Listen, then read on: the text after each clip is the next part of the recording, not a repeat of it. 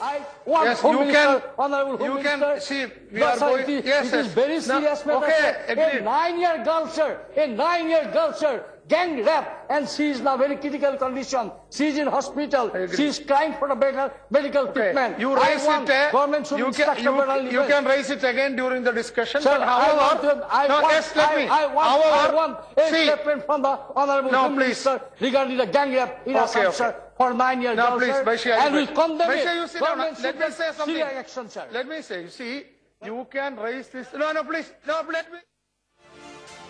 स्थगित कर दी गई है।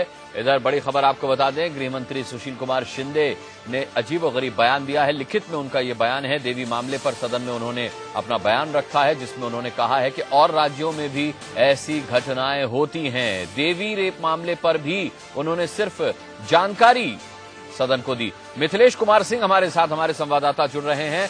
मिथिलेश, एक बार फिर सुशील कुमार शिंदे के बयान को लेकर के सवाल उठ रहे हैं। एक तो उन्होंने इस पर अपनी तरफ से कुछ नहीं कहा, केवल इस देवी रेप मामले की जानकारी दी, और साथ ही जहां कहना था वहां ये कहा कि राज्यों में भी इस तरह की घटनाएं होती हैं। जी बिल्कुल अनुराग, गृह मंत्री से ऐसी उम्मीद नहीं थी कि अपने बयान में इस तरह का अजीबोगरीब बयान देंगे कि बाकी राज्यों में भी इस तरह की घटनाएं होती हैं। जहां तक लोकसभा में बयान की बात है, हालांकि हंगामे के बीच उन्हें अपना बयान सदन के पटल पर रखना पड़ा, लेकिन उस लिखित बयान में सिर्फ तथ्य हैं कि कब क्या हुआ, पुलिस ने कब क्या कार्रवाई की, किस तरीके से एफआईआर हुआ और किस तरीके से गिरफ्तारी हुई। लेकिन कहीं से भी वो लोगों को संतुष्ट करते हुए नजर नहीं आया। सदन में जबरदस्त हंगामा रहा, लोगों ने सवाल खड़े किए, सरकार की नीयत पर सवाल खड़े किए और साथ ही साथ दिल्ली पुलिस की कारगुजारी पर सवाल खड़े किए। लेकिन गृह मंत्री शायद इससे वाकिफ नहीं थे। उन्होंने अपना रटा रटाया बयान दर्ज किया, अपनी तरफ से सदन के पटल पर बयान रखा, लेकिन सिर्फ तथ्य थे।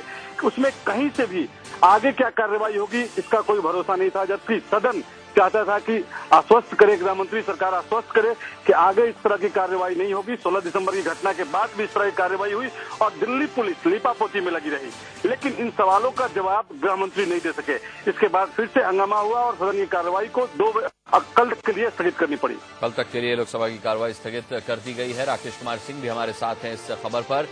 राकेश, एक तो पहले ही विपक्ष ये सुनना चाहता था कि सुशील कुमार शिंदे इस पर क्या सफाई देंगे। सफाई तो दूर, उन्होंने बल्कि ये और कह दिया कि राज्यों में भी इस तरह की घटनाएं होती रहती हैं। देखिए, जो बयान है केंद्रीय गृह मंत्री सुशील कुमार शिंदे के, उसमें साफ तौर पर कहीं न कहीं एक गृह मंत्री का बयान नहीं दिखता है। आप इस तरह की घटना पर अगर राजनीति करते हैं तो इसे दुर्भाग्यपूर्ण ही कहा जाएगा, क्योंकि जिस तरह से उनका 2 पेज का बयान है और उस बयान में उन्होंने लिखा है कि एक अलग से इसको शामिल किया गया है, जिसमें such incidences have been reported from other parts of the country also, यानी देश के अन्य भागों में भी इस तरह की घटनाएं होती हैं। अनुराग, कहीं न कहीं केंद्रीय गृह मंत्री सुशील कुमार शिंदे के जो मंशा है उसको लेकर सवाल खड़ा होता है। आखिरकार एक केंद्रीय गृह मंत्री ऐसे बयान कैसे दे सकता है, जबकि ये घटना को लेकर देश में किस तरह से रोष है वो साफ तौर पर देखा जा सकता है अनुराग। तो ये कहीं न कहीं सुशील कुमार शिंदे का बयान उदासीन भरा कह सकते हैं कि ये पूरी तौर पर निराशाजनक बयान है। बिल्कुल निराशाजनक बयान है, और ये वही गृह मंत्री सुशील कुमार शिंदे हैं जिन्होंने 16 दिसंबर की घटना के बाद मीडिया के सामने आकर के कहा था कि वो इस दर्द को समझ सकते हैं, संवेदना को समझ सकते हैं, क्योंकि खुद उनकी 3 बेटियां हैं। वही सुशील कुमार शिंदे आज सदन में अपना बयान रखते हैं और कहते हैं कि ऐसी घटनाएं राज्यों में भी होती रहती हैं।